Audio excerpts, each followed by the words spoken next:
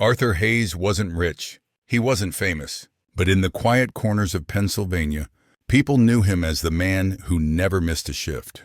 At 62, he still hauled boxes for minimum wage at a dusty warehouse outside Allentown. 5 days a week, 10 hours a day, sometimes more if they let him. His back screamed, his knees ached, and his fingers had long forgotten what it meant to be still. But Arthur smiled through it all, because it wasn't just about making ends meet.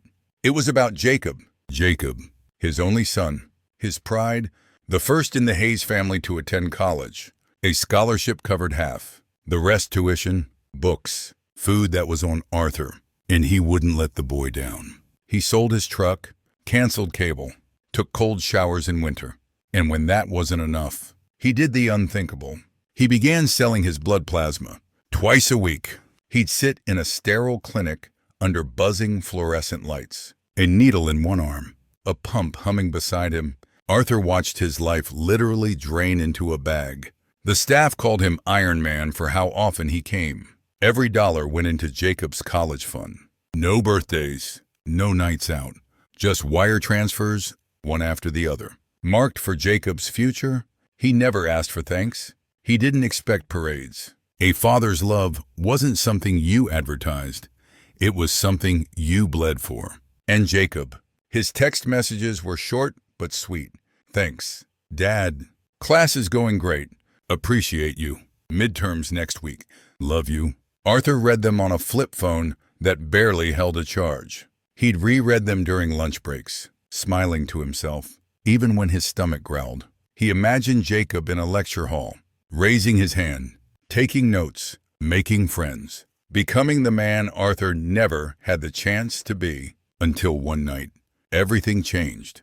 Arthur came home early, bone-tired, and turned on the local news. And there, during a segment on youth financial trends, flashed an image that made his heart freeze. It was Jacob, not in a classroom, not in a cap and gown, but on a beach, holding a cigar, wearing sunglasses and a silk shirt plastered across a crypto meme coined, smiling beside text that read, "Turn 10K into $1 with Zoocoin, just like Jake Hayes." Arthur dropped the remote.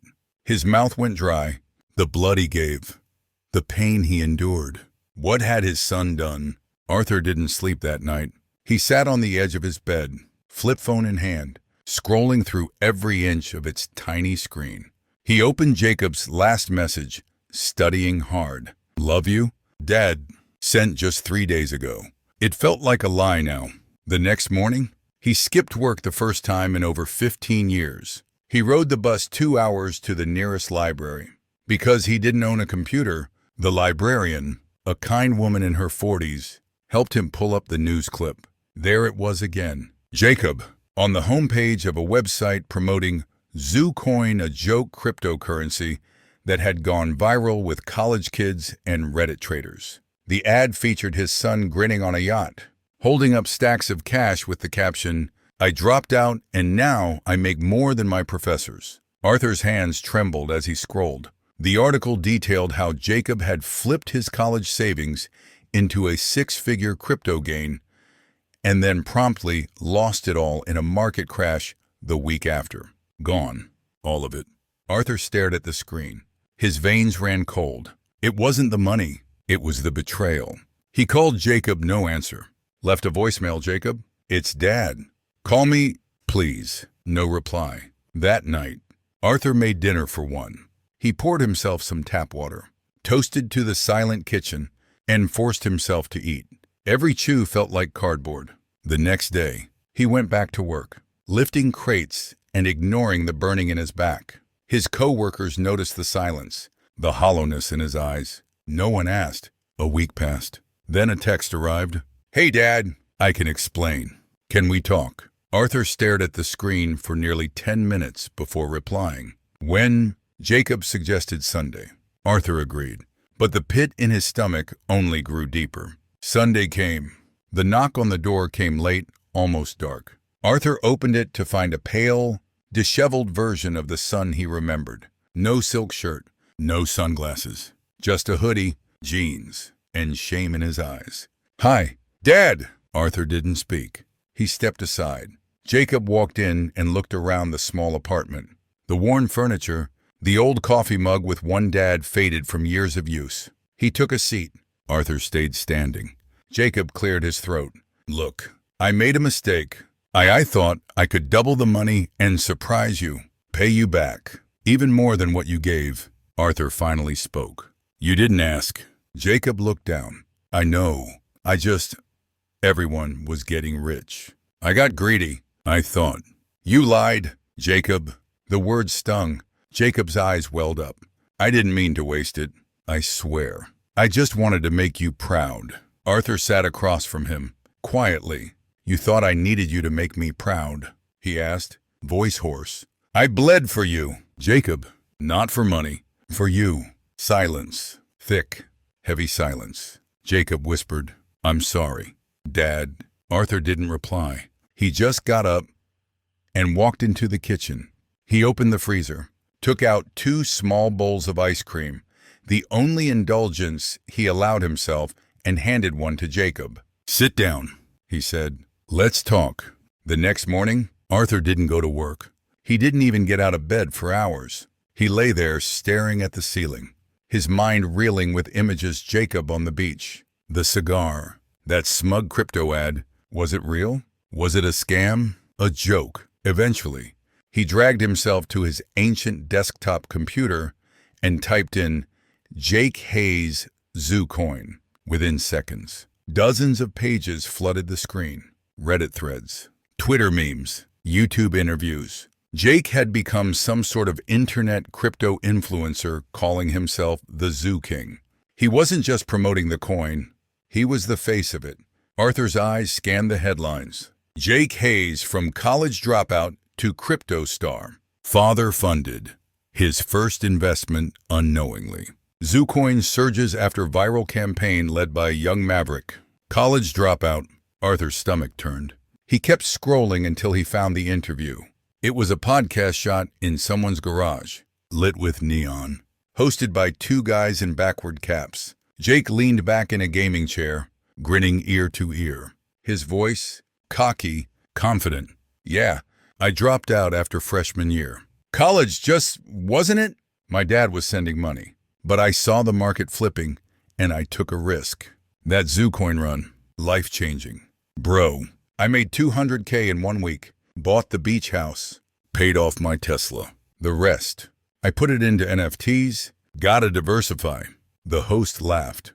Your dad know. Jake smirked. Nah, he thinks I'm still in school. Old man wouldn't get it. You know how it is, different generation. They think working overtime makes you a hero.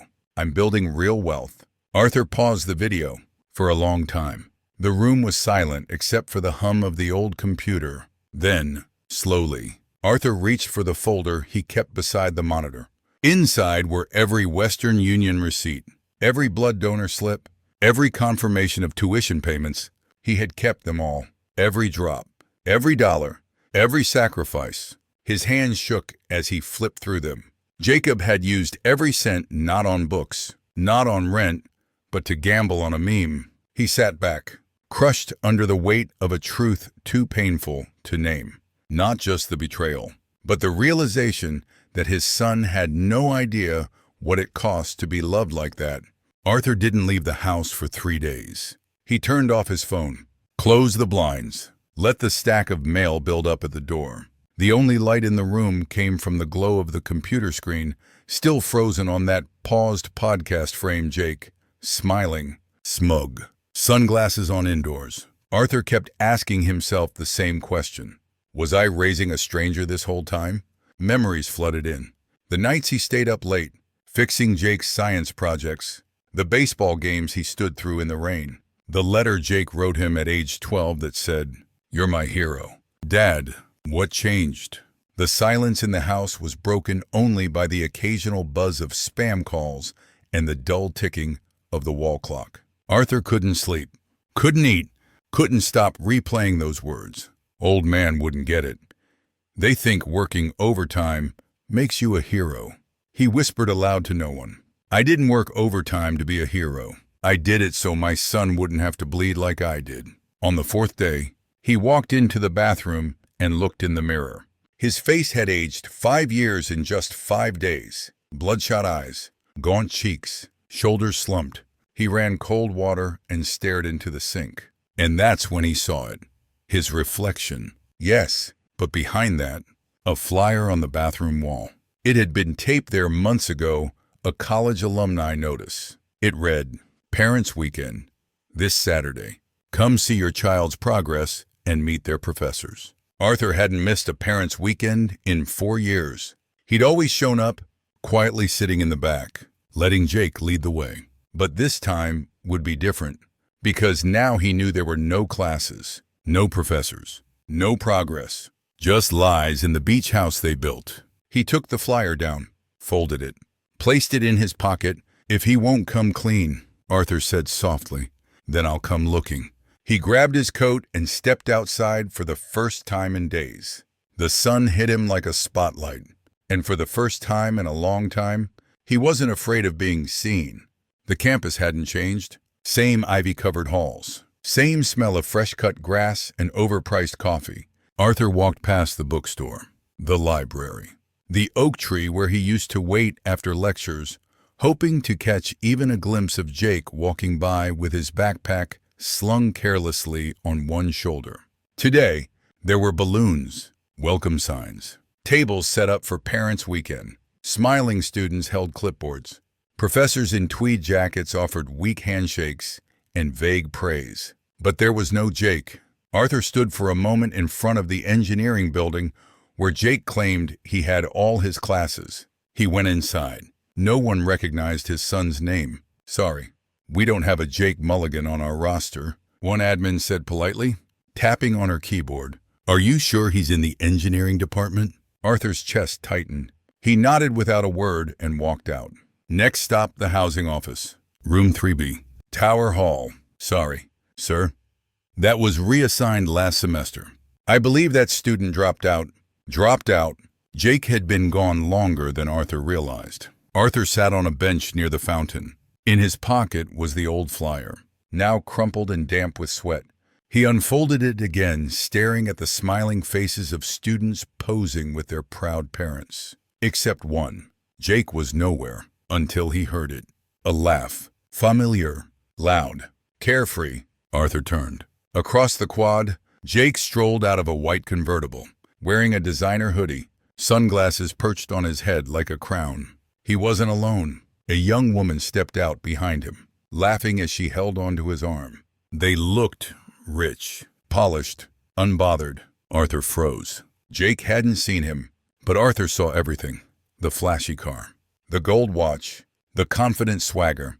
He followed from a distance. Jake and the girl walked toward the student center, not to attend an event, but to take selfies in front of a Parents' Weekend banner.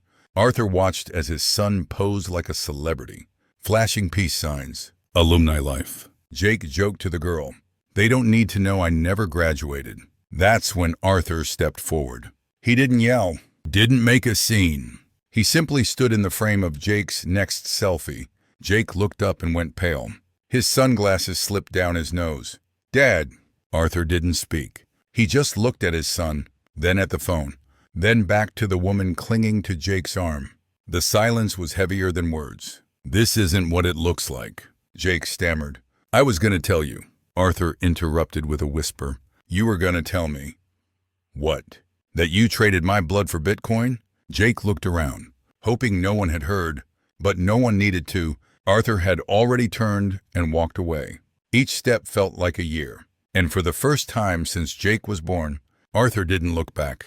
The day Marcus resigned, no one threw a party, no announcement, no farewell cupcakes, just a quiet email to HR and an empty desk by noon. Some people were surprised. I wasn't. He had spent too long believing the room belonged to him. That power looked a certain way, that women like me would always play supporting roles. But the world had shifted, and he couldn't keep up. The next week, I hosted a private leadership luncheon. The theme was reclaiming the table. I invited women from across the company, black, brown, young, seasoned, to sit at the head, literally and symbolically. When it was my turn to speak, I looked around at the faces in that room. Women who were once talked over, passed over, underestimated. I was told, I began, that no one wanted a woman like me. Too bold, too proud, too black. Laughter, some knowing, some bitter. And yet, here I am. Not just wanted, not just worthy, but leading applause. Real. Heavy applause, the kind that affirms more than it celebrates. I closed with this. We don't need seats at their tables. We build new ones. Bigger, wider, stronger. And we make sure the next woman never has to ask if she belongs. That evening, Richard met me at home. He had flowers in one hand and a kiss in the other. You were brilliant, he said. I was honest, I replied. And as I stood in the foyer of the life, I built the love I deserved. The power I earned, I realized something. Marcus gave me his doubt, but I turned it into destiny. Because the truth is, Black women don't need permission to rise. We are the elevation. Thank you for listening to this story on Black Grace Diaries. If this moved, you don't forget to share it with another woman who needs a reminder. You are not too much. You are enough, and you are just getting started. The next morning, Arthur sat at a diner near the pier. He stirred his black coffee, untouched. Across the table, a sealed envelope. Inside was the deed to the old family house, his last possession of value. He had made the decision. If Jake needed a clean slate, he'd give it to him. Sell the house, pay off Jake's debt, wipe the slate, once and for all. But a question gnawed at him. Would Jake even want that? The waitress came by. You okay, sir? You've been sitting here for 2 hours. Arthur smiled. Tired. Just waiting on someone? She glanced at the empty seat. Family. He nodded. My son. I think he's late. But Jake wasn't late. He wasn't coming. Arthur reached into his coat and pulled out the envelope. He stared at the name he'd written on it. To Jake, from Dad. He traced the word Dad with his finger. It had been years since he'd signed anything with that name. A soft breeze passed through the diner window. At that moment, a boy walked past the glass, no older than 10. Clutching a broken toy car, his father knelt beside him. Fixing the wheel patiently, Arthur watched. And for the first time in a long time, he felt something crack open, a truth he didn't want to face. Maybe being a father wasn't about fixing things. Maybe it was about letting go when fixing only breaks them more. He stood up, left a tip, and placed the envelope on the table. Before walking out, he added one last line beneath the name. If you ever come home, I'll be here, but I won't wait forever. Then he walked away, not bitter, not broken, just done. 3 years passed. Seasons came and went like strangers brushing shoulders. Arthur no longer lived in the old house. He moved into a modest room above a hardware shop in a quiet town no one ever visits twice. He spent his days fixing broken radios, sharpening tools, helping elderly neighbors hang their curtains. No one asked about his past, and he never offered. Some nights, he'd walk to the pier, same one where he once watched the sky with Jake. He never stayed long, just enough to remember and forget. Then one day a letter arrived. Not from a government office, not from a bank, but from Jake. The handwriting was shaky, as if the ink itself were ashamed. Dad, I'm sorry. I lost everything. I thought I could win it back, but I kept chasing ghosts. I'm not asking for anything. I just wanted to say I know now what you gave up for me. I know I didn't deserve it, but I want you to know I finally see you. I'm coming home. If you'll let me. Arthur held the letter with trembling hands. His eyes didn't well up. They locked onto the words like a man clinging to a final spark. That night, he left the porch light on. And the next, and the next. But Jake never came. What Arthur didn't know, what Jake didn't know, was that the address had changed. Jake returned to the old house, suitcase in hand, eyes wide with hope, only to find it empty. No lights, no warmth. Just wined and boarded up memories. He sat on the porch and waited. 1 hour. 2. Then he pulled out a folded picture, a worn snapshot of him and his father, sitting at a baseball game. Jake whispered, I'm sorry. Dad, I really came back. But apologies don't echo when no one is listening. Months later, Jake tracked him down through an old neighbor. He arrived at the hardware store one gray afternoon. Arthur looked up slower now, his back slightly curved from time. Their eyes met. Silence. No music swelled. No tears fell. Just two men, one older, one wiser, standing on opposite shores of the same river. Jake spoke first. "Dad." Arthur simply nodded. "You found me?" Jake asked. "Can I still call you that?" Arthur looked at him, long and deep. Then he handed Jake a rusty screwdriver. "Clock's broken upstairs. You want to fix it?" Jake choked back something unspoken. "Yes, sir."